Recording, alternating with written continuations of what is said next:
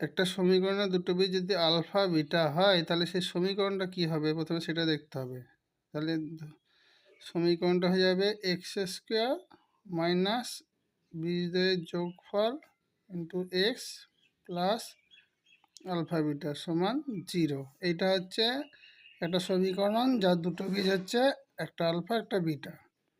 তাহলে এইটার এই দুটো বীজ হচ্ছে আলফা বিটা, তাহলে এটা লিখব প্রথমে 5x square plus 2x minus 3 সমান 0। তাহলে এই 5টা দিয়ে সবগুলো ডিভাইড করে দেবো।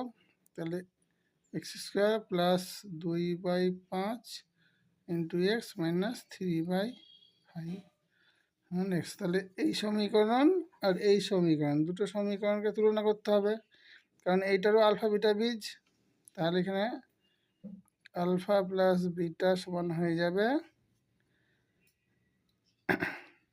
2/5, আর যেহেতু মাইনাস আছে তাহলে এই মাইনাসটা এখানে হয়ে যাবে, আর আলফা বিটা সমান হয়ে যাবে মাইনাস 3/5। আবার এইখানে আমার তাহলে এই মানটা বার করতে হবে। তাহলে এই দুটো পেয়ে গেলাম, মানে সবগুলোর মানই আরামসে বার করতে পারবো। 1/α প্লাস 1/βটা বার করতে পারবো, আলফা প্লাস বিটা হোল স্কোয়ারও বার করতে পারবো, আর এইটারও বার করতে পারবো। তাহলে এখানে আমাকে আলফা স্কোয়ার প্লাস বিটা স্কোয়ারের মান বার করতে বলেছে। তাহলে এটা আমি আলফা প্লাস বিটার সূত্র অনুযায়ী আমি লিখতে পারি alpha plus beta whole square minus 2 into alpha into beta, এটা লিখতে পারি আরামসে।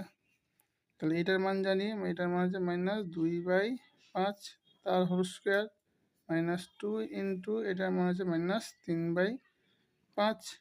আর আবার গুণ করে দেবো, তাহলে মাইনাস আছে প্লাস 4/25, এই মাইনাস আছে প্লাস হয়ে যাবে 6/5।